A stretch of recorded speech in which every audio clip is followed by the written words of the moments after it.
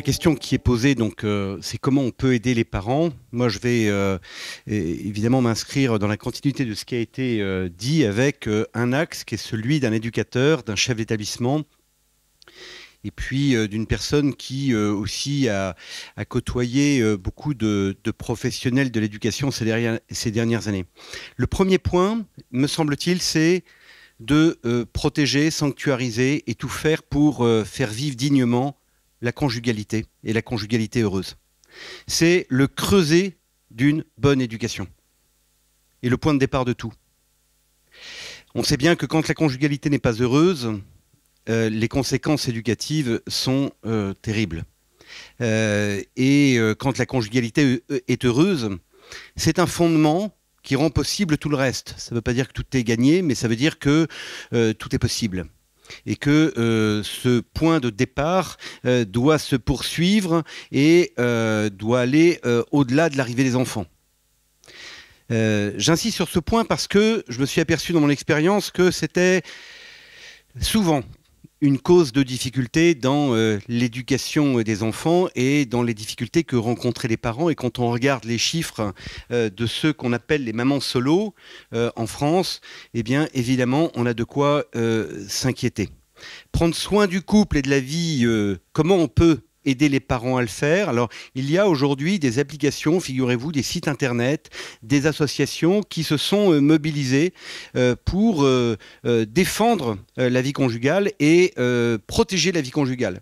Je pense à une notamment que vous connaissez probablement, qui s'appelle Familia et qui est née du désir de rendre compatible la vie conjugale et la vie professionnelle.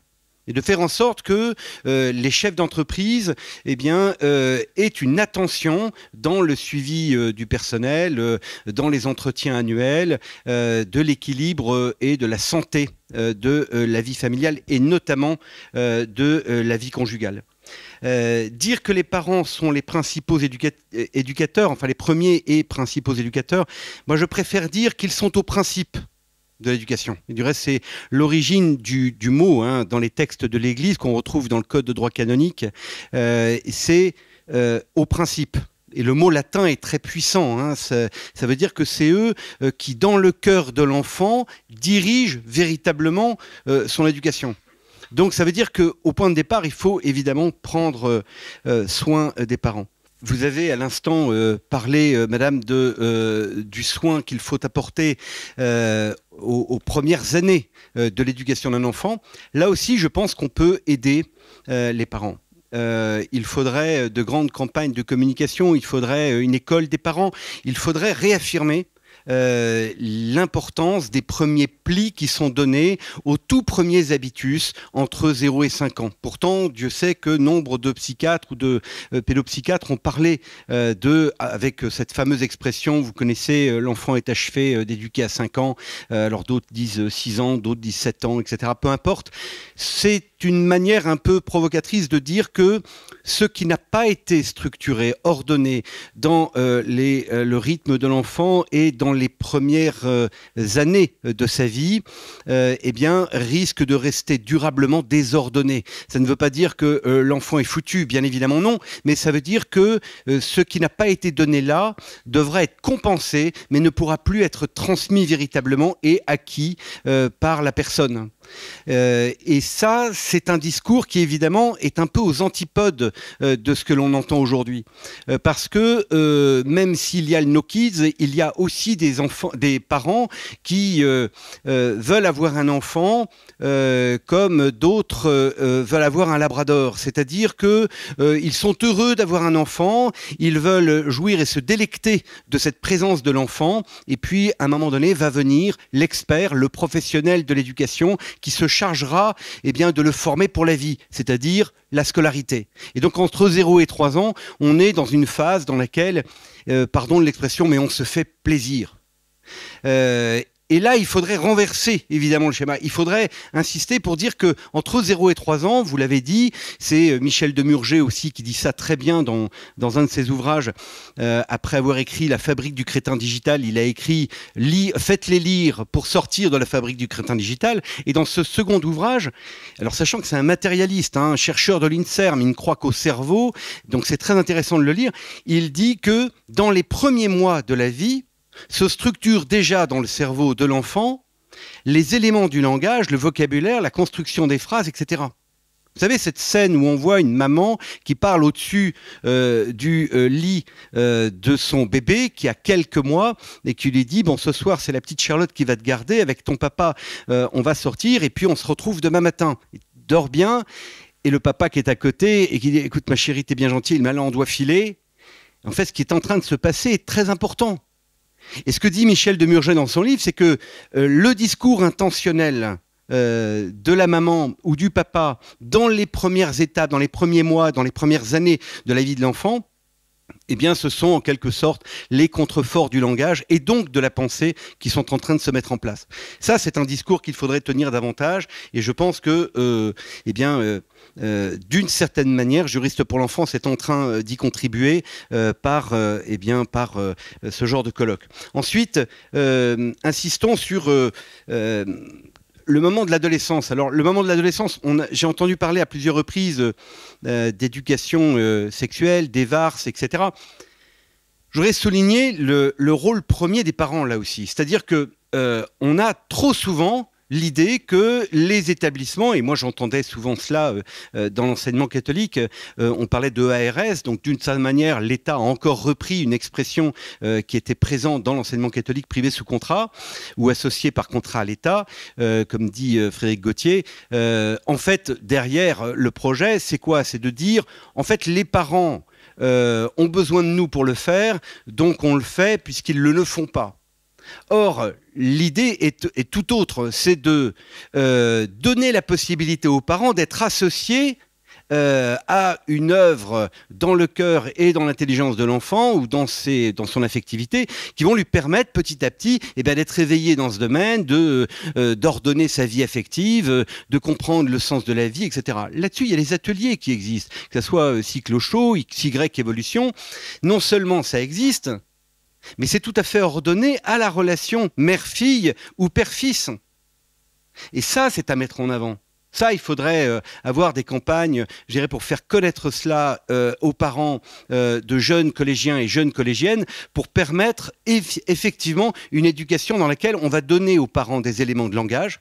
Je rejoins complètement ce qui a été dit précédemment, c'est-à-dire que les parents ne sont pas des missionnaires, ils sont paniqués à l'idée de mal faire, et quand on leur donne la possibilité de bien faire, eh bien, force est de constater qu'effectivement, ils sont émus, touchés, heureux de pouvoir le faire et bien le faire. Moi, je peux vous dire que j'ai été plusieurs fois témoin de situations où des mamans ou des papas étaient émus en sortant de ces séances qu'on avait mis en place dans des établissements dans lesquels je suis passé, notamment Saint-Jean-de-Passy, le meilleur établissement donc de l'enseignement catholique de Paris, comme vous l'avez compris, et établissement dans lequel on avait mis en place ces ateliers pour les parents. Et donc, sur une journée, vous aviez les parents qui venaient avec leurs enfants pour vivre cet atelier et ouvrir une porte qu'ils avaient besoin et pour laquelle ils avaient besoin d'une aide. Mais une fois que la porte est ouverte, alors leur revient pleinement la responsabilité, et la responsabilité ne reste pas dans l'établissement. Ensuite, au-delà de cela, je crois que c'est important qu'on forme nos adolescents à des contenus anthropologiques un peu solides. Il existe des organismes, il existe des propositions extraordinaires. J'en vois une. Parce que j'y suis engagé comme d'autres, et notamment comme Bruno de Saint-Chamas qui est ici présent, c'est Ictus avec les cellules Ictus, qui sont une pédagogie extraordinaire pour aider des jeunes, et même très jeunes parfois, dès l'âge de 15 ans, à rentrer dans une démarche où ils vont pouvoir confronter leurs idées avec d'autres, se former, recevoir ce que parfois les parents sont incapables de transmettre parce qu'ils ne l'ont pas eux-mêmes reçu.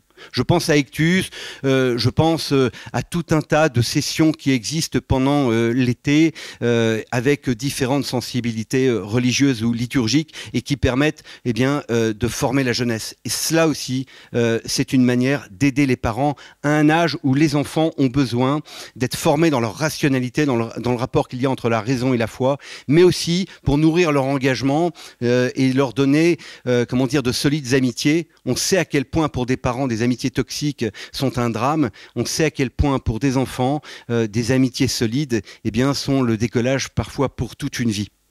Voilà, je terminerai mon propos sur un sujet qui a déjà été abordé, mais avec un angle probablement un peu différent. On a parlé des écoles hors contrat tout à l'heure, que je préfère appeler écoles libres désormais. En fait, il y a une aide à apporter et que l'on peut apporter à ces écoles pour leur permettre justement d'être un peu moins discriminantes par l'aspect financier. Parce que je pense aujourd'hui qu'il existe effectivement quelques îlots de l'enseignement catholique privé sous contrat qui continuent à éduquer correctement les enfants, mais quand on se promène et qu'on sort un peu du périphérique, qu'on va un peu en province, excusez-moi, mais il y a certaines villes dans lesquelles c'est le désert, hein, et c'est très très difficile pour les parents de trouver des écoles dignes de ce nom dans lesquelles ils ne prendront pas de risques sur le plan idéologique, voire sur le plan même voilà, des procédures auxquelles, madame, vous avez fait allusion. Et on peut les aider alors de différentes manières. C'est-à-dire que je pense qu'il faut travailler à un modèle financier qui puisse inclure des investisseurs sur l'immobilier, parce que l'immobilier est la part qui représente la part la plus lourde pour le budget d'un établissement donc libre. Ensuite, on peut les soutenir en soutenant le travail de la Fondation pour l'école, par exemple, ou en soutenant les académies Saint-Louis qui sont en train de se développer avec une première ouverture à Chalès, et il y en aura d'autres dans l'avenir. On peut aussi, comment dire, former des juristes ou pousser des juristes, comme vous l'avez très bien fait, monsieur, en parlant tout à l'heure donc de l'instruction en famille, et en insistant sur le fait qu'il y a des droits, il faut les faire connaître.